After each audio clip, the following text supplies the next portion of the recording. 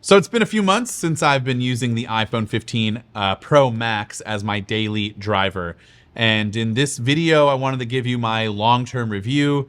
I think I can pretty much make claims and feel very good about them. And also my recommendation to you, especially since it's the holidays. And if you're looking at upgrading for maybe yourself or for somebody else, maybe this will help you out. But here's my long-term review and probably my final review video on the iPhone 15 Pro Max until, a few months down the road, close to a year. So how's the design and the build quality holding up? Because part of the biggest update to this phone is the change in materials and the build and the overall kind of design and the way it feels in your hand. I've talked about this a bunch. I absolutely love the weight, the new titanium around the frame here, and I just love that slight contoured edge to make it fit and feel this great in your hands, especially for such a large phone. It's really, really good. Now, when it comes to the scratches around the frame, with stainless steel, especially on the iPhone 14 Pro and Pro Max and the 13 Pro and Pro Max, I would have countless scratches on my phone. And it wouldn't even come from drops or anything. It would just be from day to day, putting it in your pocket and just random wear and tear. With this, the titanium frame, I'm noticing I just noticed one scuff, one little minor scuff. Absolutely zero scratches or any other imperfections. I've dropped this phone, I think, twice from a distance and in a location in which I was not very comfortable with that happening. Sometimes you drop your phone, it's on the carpet or whatever, you don't care. But I did this outside a couple of times and it actually held up pretty well. I've broken a screen protector, but not a screen. I have not touched this back glass. There's nothing wrong with it whatsoever. Maybe a little dirty, but that's about it. The lenses are good. Everything is holding up amazingly. I am a huge fan of this design and I've had no issues at all. And so that's good for those who were kind of wondering how is this going to be after, daily use for months. And yeah, I'm just happy to report that this is great. Now, when it comes to the scratches around the frame, I said I didn't have any. And I wonder if a lot of that is just I can't really see it because I do have this natural color.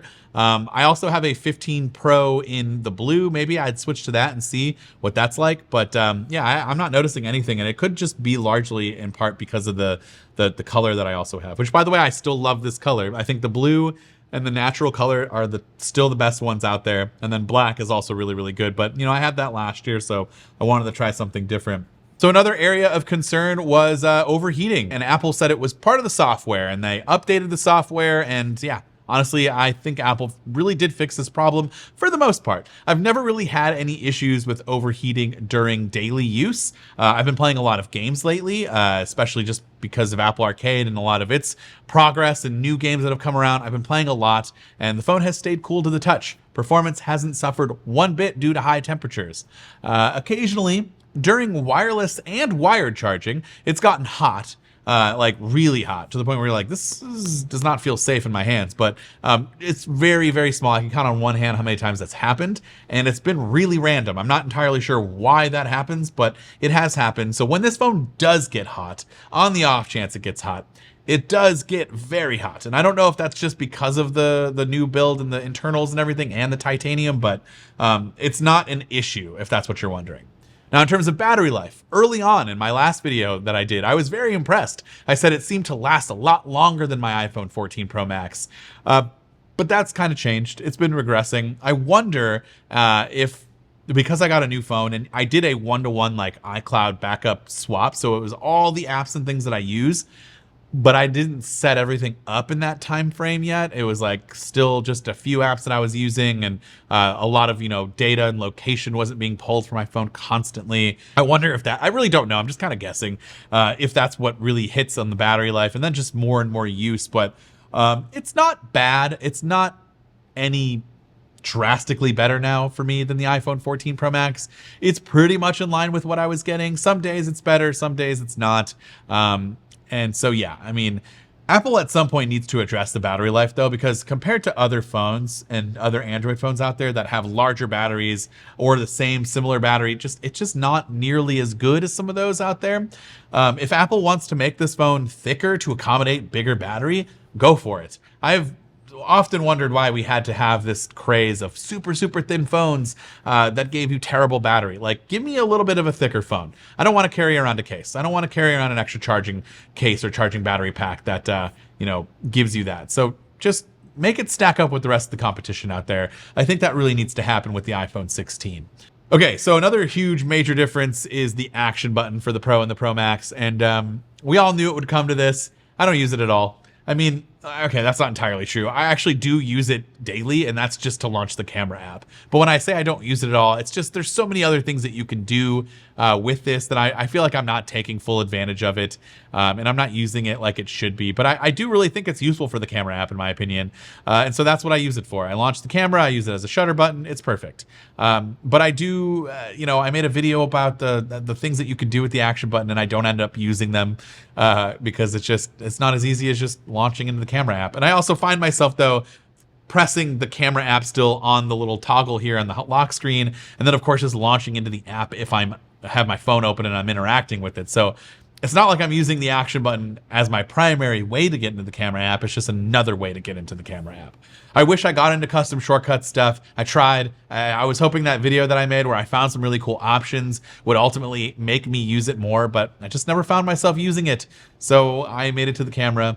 Would love to hear from you in the comments down below what you're using the action button for. Do you find it useful, or could we get rid of it? And then there's a talk about the iPhone 16 having a capture button, just another button that could potentially do other things. Is that going to end up being the same for me? Probably. Probably will never use that either. Speaking of the camera, I've talked about this a lot over the last however many videos I've made, but the iPhone 15 Pro Max camera system is incredible. My favorite thing is taking portraits with the 5x telephoto, but I'm also just a big fan of just taking photos and then turning them into portraits later and messing around with the different focus controls and the depth controls. Now, this is an upgrade that's actually across all of the iPhone 15 lineups, but it's just something that I really, really love. So all you have to do is just snap a photo of someone in the moment. Don't have to worry about switching over to portraits and getting it. Just take the picture of the person. And then later on, you can toggle it into a portrait mode and then get into editing and adjust the depth, make it more bokeh, less bokeh. You can blur the foreground, you can blur the background, whichever one you want to do. I think that's a pretty neat option. Also, ProRes Log, I still use that for when I'm out shooting videos. I'm shooting a lot more videos with my phone because it's just so good. And I don't really need to be doing a lot with my DSLR, and especially in those quick run and gun scenarios, I don't need to take those cameras with me now. I can, I'm going to be doing CES primarily from my phone coming up, so maybe I'll shoot it in log. It's just that the only thing about that is that it's a lot of storage that it takes up. So yeah, iPhone cameras are excellent. Video is excellent. Highly recommend it. It is the best camera on an iPhone that you can get. USB-C, that's the other big major upgrade. I'm glad we have it. It has been great for me personally when traveling, but not great for like living with other people that haven't upgraded to an iPhone 15 Pro or have a USB-C device, really. So I'm actually running into more and more issues with this, especially with charging. My wife's car has a lightning cable and a USB-C cable, and we have to unplug it and plug hers in because when we want to use CarPlay and driving, like when she's driving it, obviously she wants to use her phone, so she has to use Lightning. And then when we go on, trips or places together, anytime we drive together, we take the minivan, I'm the one driving, and I want to put my phone in there. And so I use USB-C. And so I have to rummage around the car and find the USB-C cable. It's not going to be fully there yet until everything in our lives is USB-C. Not quite there yet. I do appreciate the different things and accessories that you can plug in that take advantage of USB-C. That's pretty cool. But overall, it's like halfway there to being completely useful and an upgrade for me. Overall, the iPhone 15 Pro Max is a very, very good phone. It looks beautiful. It feels super premium. It is an absolute powerhouse. I love the titanium. The display's always been good. Action button, not useful for me in terms of like really taking advantage of it, but launching it into the camera app makes sense, so I'm glad that's there. It is truly the best iPhone that you can get, but I still feel like we're missing something. I still feel like I'm there wanting more. I don't know what it is. I guess we don't really need that cool wow feature if we really just have a solid device that checks all of the boxes, which this really does, but ultimately it's still feeling kind of stale to me. And that's what happens, I guess, when you do review these phones on a year basis. Like, There's not a lot of innovation between last year and this year, but there are a lot of solid upgrades that doesn't mean it's not worth upgrading from. So we'd love to hear from you in the comments down below. I still stand by the fact that if you are coming from an iPhone 14 Pro or Pro Max and you want to go to the 15, it's probably for most people not worth it, but anything else, I can make a case that it is. And so we'd love to hear from you in the comments down below what you think about the iPhone 15 Pro and Pro Max. But overall, A+ phone in my opinion. This has been Dan with Mac Rumors. Thanks so much for watching, and I hope to see you around in the next video.